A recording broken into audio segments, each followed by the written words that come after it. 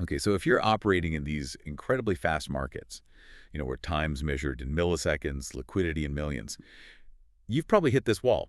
You're trying to make sense of this really chaotic, complex, four-dimensional thing. But all your software gives you are these flat, kind of static charts. Right. It's like trying to navigate, I don't know, a mountain range using just a basic tourist map showing average height. It doesn't work. You end up trying to piece together what actually happened from, like, its shadow. Yeah. Okay, let's unpack this. Our deep dive today is into a system called MetaQuant 4D. And the sources we looked at describe it as, well, basically a first-person doorway, a multidimensional view, right into the real-time order book. Mm-hmm. And it's designed, apparently, to get around the limitations of, traditional analysis tools. Exactly. The core idea seems to be transformation. It's shifting focus. So instead of just thinking about price or tick volume, the system pushes you toward thinking about volumes moving through volumes. It's spatial. Yeah. It turns market action into this physical space. So instead of scrolling a chart, you're actually walking the order book. Is that the idea? That's the core metaphor they use, yeah. And this is where the sources get pretty pointed. They don't just critique the old tools, they practically accuse them of, well, misleading people. That's so. They call things like candlestick charts, bedtime stories, and aggregated heat maps museum pieces. Wow, okay. The argument is that these tools average and smooth everything out so much that the real signal, the nuance, the actual intent, it just gets washed away. Leaving mostly bias, maybe. Pretty much. Confirmation bias loves average data. So the sources argue you need this kind of 4D view to see the raw microstructure, unfiltered. That critique about averaging is, that's a powerful frame for this. The old way felt like reading the market's obituary, trying to figure out what happened from the mess left behind in 2D. But let's jump into that experience shift. The sources call it moving from shadow to terrain. What's that like? Well, what jumps out immediately is how physical it feels. It's tactile. You don't just load data. You apparently spawn inside this 3D surface that is the order book. Spawn, like in a game. Kind of, yeah. And bids and asks stop being just numbers and columns. They become living terrain.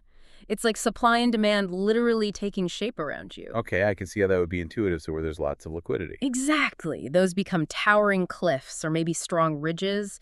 You see the depth instantly. And sparse areas. Deep valleys. You don't read concentration on a scale. You see the slope, the geography of interest. And think about a big market sweep, when orders get rapidly consumed. Yeah, usually just a big red bar on a volume profile. Right. But here, the source described it as a landslide you can stand inside. Whoa. You're visually in the middle of that volume collapsing. It's dramatic. Okay, but hang on. Lots of tools have 3D views now, even playback.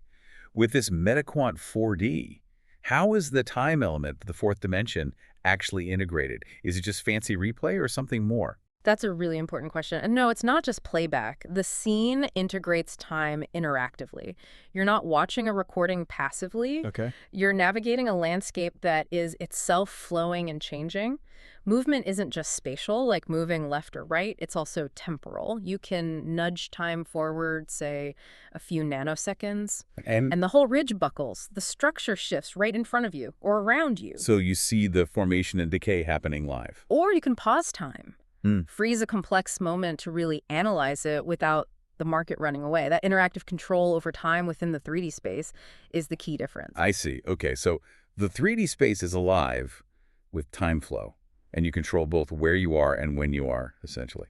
So let's get into the engine room then. How do they actually power this ultra-fluid, brutally honest experience, as they put it? Here's where it gets really interesting.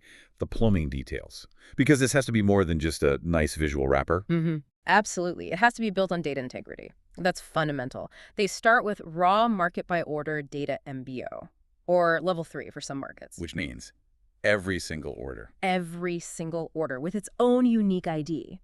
And every change to that order time-stamped down to the nanosecond, not just aggregated price levels. And crucially, the sources stress this. There's no aggregation or smoothing at the start. None. They capture the absolute ground truth of the market state as it comes in. Okay. What happens to that raw data then? It feeds into what they call an immutable, time-addressable event store. Immutable meaning Yep. it can't be changed. Correct, like a permanent, unalterable log. The huge advantage here is deterministic replay. Deterministic replay, meaning If you see some crazy event, you can rewind, change your viewpoint, maybe zoom in, and replay that exact sequence of nanosecond events with perfect fidelity. It will always play out the same way. so you know what you saw wasn't just a glitch in your system. Precisely. The source uses the phrase, rerun the crime scene. It eliminates doubt about the tool itself interfering. That makes sense. You have to trust the mirror. But the rendering, handling that much dynamic geometry, every order, every change in real time, that sounds incredibly demanding. Oh, it is. They mention using three.js and TypeScript. Three.js for the 3D graphics. Yeah, a powerful JavaScript library.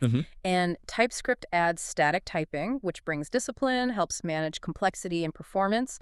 The goal, they state, is a lean, typed, butter-smooth pipeline. Buttersmooth is a high bar with that much data. Definitely. And that smoothness comes from some advanced techniques. They mention GPU mesh instancing. Which lets the graphics card draw lots of similar shapes very quickly. Exactly. And BVH spatial indexing. BVH. Bounding volume hierarchy. It's basically a smart way for the system to quickly figure out what geometry is actually visible to you or nearby, so it doesn't waste time processing things that don't matter for the current view. Keeps it snappy. Okay, so serious graphics optimization. Yeah. And that enables the navigation mode, the 5D FPS mode. Right, that's the combination. 3D movement like walking, plus head orientation, looking around. Standard FPS controls. Plus that crucial fifth dimension, the temporal warp.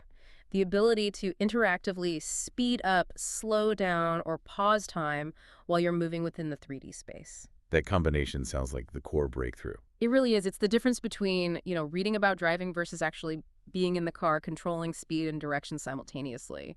The data flows, so your interaction has to flow too. Okay, so we have this incredibly accurate, dynamic mirror of the market's microstructure.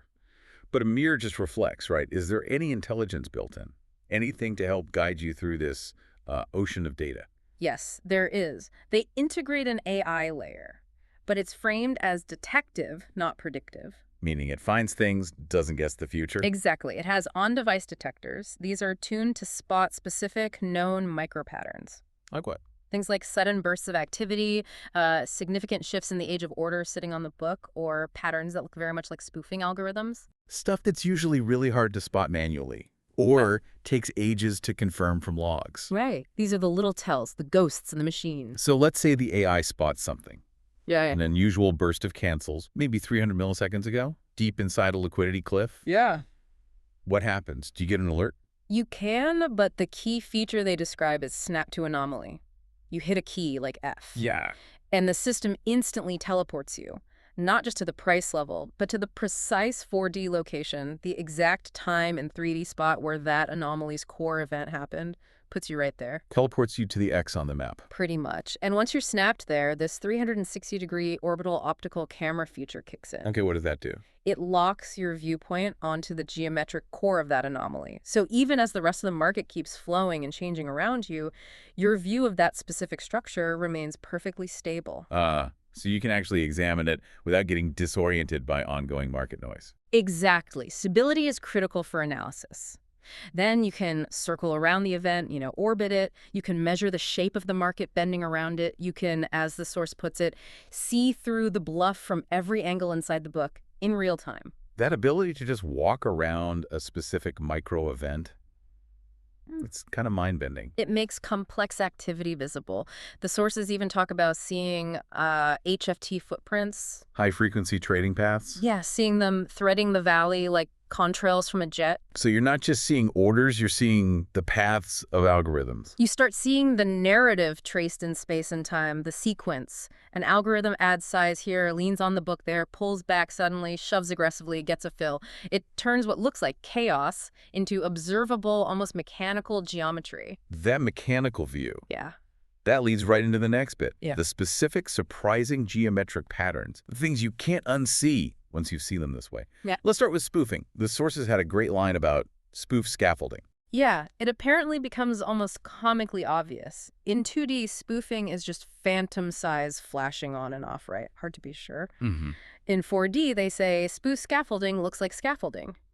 You see these structured, stacked ribs of orders appearing. Like building blocks. Exactly. And they pop in and vanish with this precise, rhythmic timing that just doesn't feel human. You see the symmetry. You can tell it's an algorithm just by the pattern. Visually, yes. Yeah.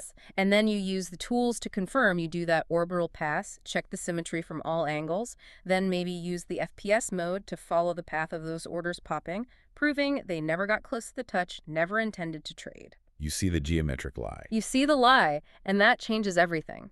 Another example is how price moves around big news events. We usually say price breaks out, it breaks down. That's the 2D language.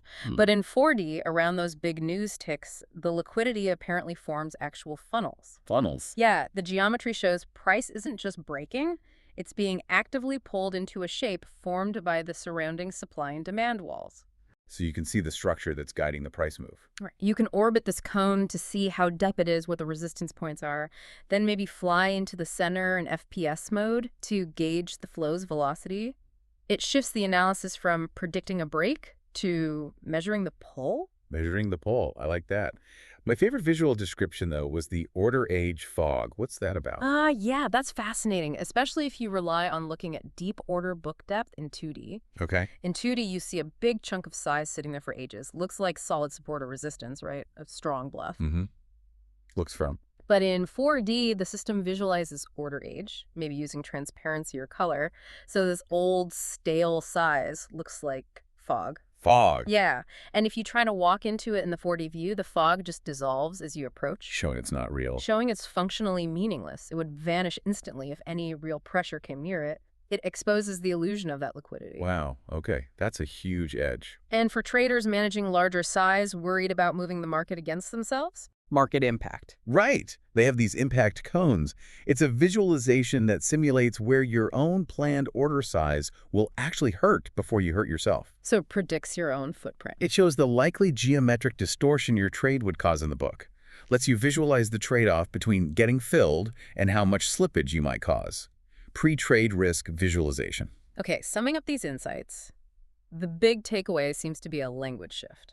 Absolutely. You stop using vague terms like sentiment or market psychology. Start talking about Verifiable, measurable geometry, angles, depths, velocities, structures, things you can actually point to and analyze. which brings us inevitably to the foundations, the boring bits that matter, as you put it earlier. Yeah. If this whole system is about clarity and honesty, the technical precision underneath has to be rock solid. Why is this obsession with determinism, latency, memory management so critical here? Why not just fast enough? Because the entire value proposition collapses if the tool lies, even for a moment.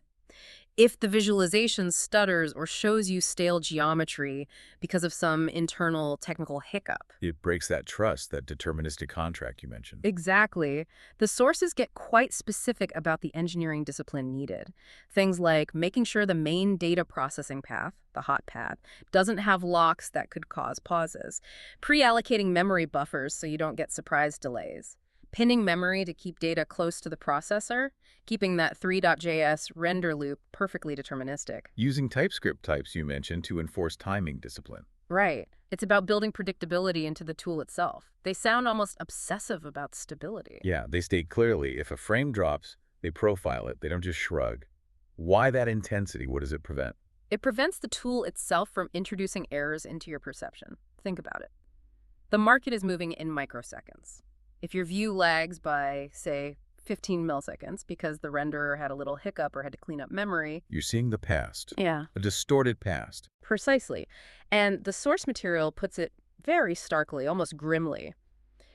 If your tool lies by a frame, your decisions bleed by a day. Wow. You think you're analyzing microstructure, but you're making macro-level mistakes because your visual input was delayed or wrong. The stakes are too high for good enough. That really frames the engineering challenge. Okay, let's wrap this up. The sources describe a really profound change in perspective for users. They call it the withdrawal. What is that? It's what happens when you go back. Back to regular charts. Yeah.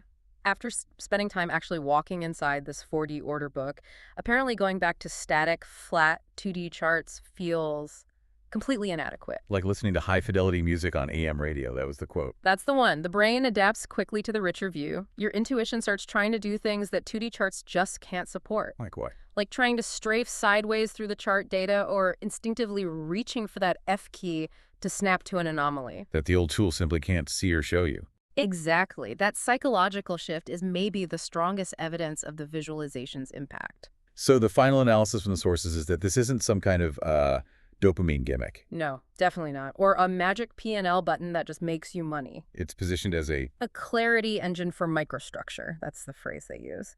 It's about fundamentally changing how you measure and perceive market dynamics. And the implication is pretty blunt, isn't it?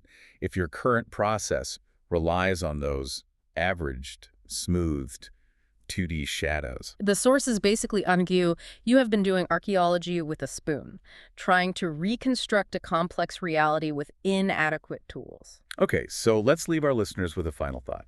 Since we now understand that these trails, these ghosts, the HFT footprints, are actually visible, traceable things in 4D space and time, consider the implications of making decisions, high-stakes decisions perhaps, without knowing where those flows actually ran. What critical, unseen detail might you be missing right now? In whatever complex system you work with, finance, logistics, science, anything, just because your tools only show you that flat, 2D shadow of much deeper reality. The sources suggest something powerful. Once you've walked with them, you can't trade without knowing where they ran. What are you missing by not seeing the full picture?